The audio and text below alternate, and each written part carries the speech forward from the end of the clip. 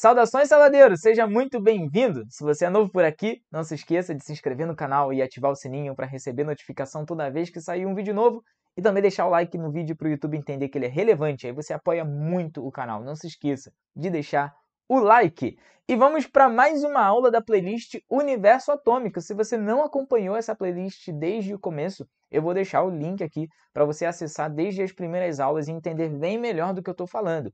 Mas se você só quer tirar uma duvidazinha sobre a formação de cátions e ânions, fica por aqui mesmo que eu tenho certeza que essa aula vai te ajudar bastante. E hoje eu acho que seremos mais breves, porque vamos falar sobre um detalhezinho ali em relação à percepção da distribuição eletrônica. No nosso último encontro, na nossa última aula sobre esse tema, esse assunto, eu mostrei para vocês como é que funcionam distribuições eletrônicas de átomos no estado fundamental, que é quando as quantidades de elétrons são iguais às quantidades de prótons. Porém, eventualmente, átomos de elementos químicos tendem a formar íons, que são os cátions e ânions, quando eles perdem, no caso dos cátions, ou ganham, no caso dos ânions, elétrons. A minha ideia na aula de hoje é detalhar como é que isso funciona na distribuição eletrônica. Então a gente vai ter uma outra aula, até um pouco mais resumida, sobre formação de cátions e ânions também. Só que essa daqui é em termos de distribuição eletrônica. Então é muito interessante porque você consegue prever que tipos de cátions um determinado elemento pode formar. Olha só, aqui eu tinha feito antes, na aula passada, a distribuição eletrônica do cloro. No estado fundamental, ele tem 17 elétrons. E aí a distribuição eletrônica dele chega até o subnível 3p com 5 elétrons. Só que o subnível P, ele comporta até 6 elétrons. E um subnível P com 6 elétrons é muito estável, que é como são os gases nobres, que tem esse nome justamente porque não formam ligações. As ligações químicas elas são formadas justamente para estabilizar a nuvem eletrônica. Se um elemento ele já tem a sua nuvem eletrônica extremamente estável, não tem por que formar ligações químicas. É o que acontece com os gases nobres, por isso eles têm esse nome. Não é porque são mais caros, não, tá? Mas é porque eles não formam ligações. Não se misturam com os outros. Tem essa ideia de nobreza. O cloro não é um gás nobre. Então, no finalzinho lá, ele termina em 3p5, com 5 elétrons apenas. Pô, se ele ganha um elétron, estabiliza pra caramba essa nuvem eletrônica. É por isso que o cloro ele tende a formar 3p6. Ele tende a ganhar um elétron. Se o cloro ganha um elétron, ele se torna um ânion. O ânion é chamado cloreto. E aí, com esse um elétron que ele ganhou, ele estabiliza a sua nuvem eletrônica pra caramba. Ele fica com p6 ali no finalzinho. Bom, já o ferro, como ele é um metal, ele tende a perder elétrons para estabilizar a nuvem eletrônica. Isso acontece porque os metais eles geralmente são maiores e têm uma carga nuclear mais fraca. Então a tendência é que o núcleo não seja tão eficiente em relação aos elétrons lá da camada de valência. Por isso que metais tendem a perder e não a ganhar elétrons. Já os ametais, eles são menores, têm mais prótons no núcleo, têm núcleos com mais força de atração, e aí é bem mais difícil retirar elétrons desses caras. Tá bom? Eu vou detalhar um pouquinho mais isso em uma aula sobre tendências periódicas. E aí, se essa aula já existe, eu vou deixar um card aqui nesse momento para você acompanhar. Bom, então no caso do ferro, como ele é um metal, ele é um átomo que, assim como o cloro, ele chega aqui até o subnível de uma camada 3, ó, subnível 3D. Só que ele já tem a camada 4. E ele tem uma quantidade de prótons no núcleo que não é tão eficiente para um átomo que tem 4 camadas.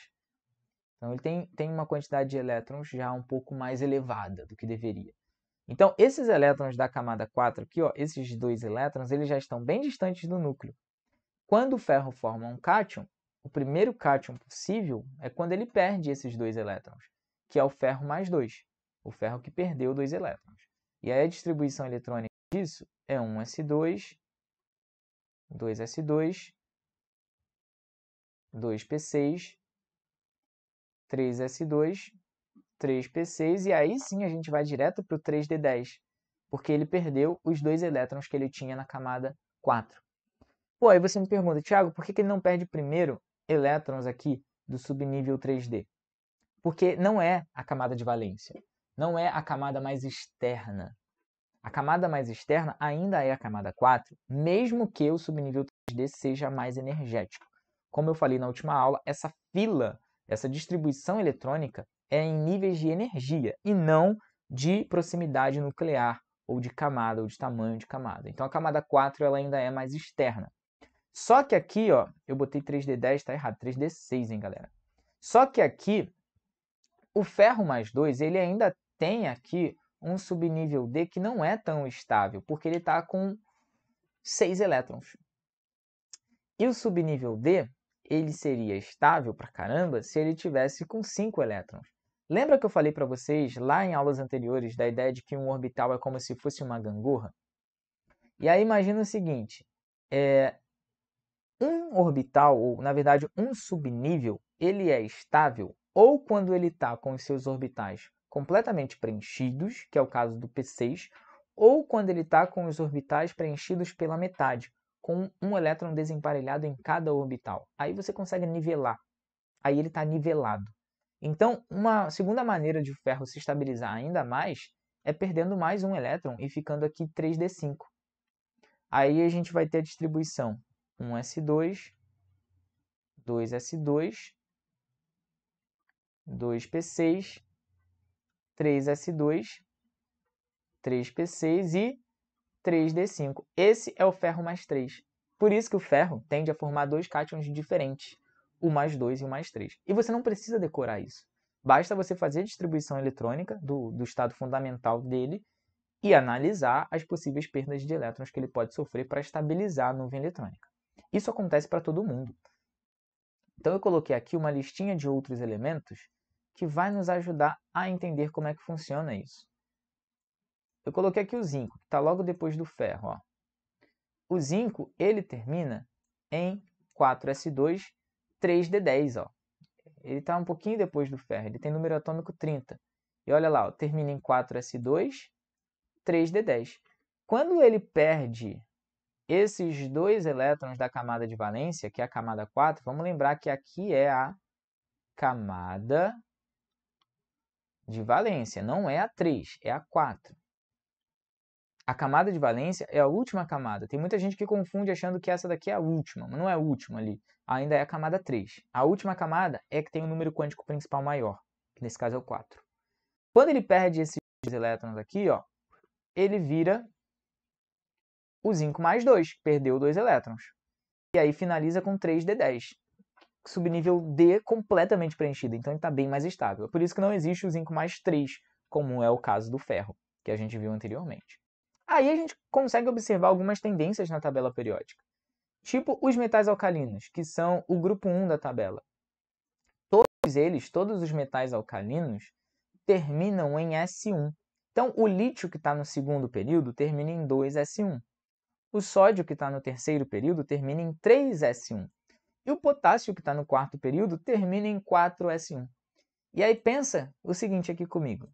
Todos eles são grandes e têm poucos elétrons tem poucos prótons, no seu núcleo. São grandes em termos de camadas e possuem poucos elétrons no seu núcleo. Então, a força nuclear deles não é tão eficiente para esse único elétronzinho que está lá no final. É por isso, então, que todos os metais alcalinos tendem a formar cátions que nós chamamos de monovalentes, que perdem um elétron. Então, aqui a gente tem cátions monovalentes, porque eles perdem um único elétron. Aqui embaixo nós temos os metais alcalino terrosos, que estão logo do lado dos metais alcalinos, grupo 2. Se vocês observarem, a tendência é parecida, só que eles sempre terminam em S2. E aí notem que se eles perdem esses dois elétrons da última camada, o último subnível, o mais energético, vai ser o P6, que é muito estável, como eu falei. É como são os gases nobres. Então é por isso que a gente diz que esses caras, ao formarem cátions, eles chegam a configurações de gases nobres, dos gases nobres correspondentes aos períodos anteriores. Então isso garante uma estabilidade absurda para esses caras. E aqui embaixo, eu coloquei outros exemplos que a gente pode fazer por análise, um outro exemplo, né? Que a gente pode fazer por análises específicas, que é o caso do alumínio. Por que que o alumínio forma um cátion mais 3? Porque, olha só, ele termina em 3s2, 3p1. Então, se ele perder esses 3 elétrons direto da camada 3, ele fica com P6. Se ele perdesse só um elétron, isso não seria vantagem para ele, não seria jogo, porque no final ele ainda ficaria com um subnível S ali que não é tão estável. Agora, se ele perde esses 2 elétrons aqui também, então no final ele vai ficar com subnível P6. E isso dá um saldo energético para ele muito melhor. Ele fica muito mais estável do que se ele perdesse apenas um elétron. Então é muito legal para quando a gente quiser saber que cátions ou que ânions são formados a partir de alguns átomos no estado fundamental, a gente fazer a distribuição eletrônica. E, pô, você não vai fazer isso para sempre, mas fazer isso quando você está aprendendo é muito importante para você analisar, ao invés de simplesmente memorizar. Porque a tendência é a galera memorizar, né? Ah, os metais alcalinos formam cátions mais 1, os metais alcalinos terrosos mais 2. Ok, só tem regra para esses. E aí o resto? Como é que você vai descobrir? E o ferro? E o zinco? E o alumínio? Então, pô, fica a dica. Faça a distribuição eletrônica para você descobrir como serão os cátions, como serão os ânions. E se você quer aprender mais sobre o universo atômico, segue essa playlist que ela tá uma delícia, ela tá maravilhosa, com aulas desde os modelos atômicos mais básicos até as percepções mais complexas sobre as nuvens eletrônicas dos átomos. Beleza, gente? Muito obrigado por ter ficado até aqui. Se inscreva no canal, ative o sininho, deixa o like no vídeo para ajudar pra caramba o Salada. Valeu e até a próxima!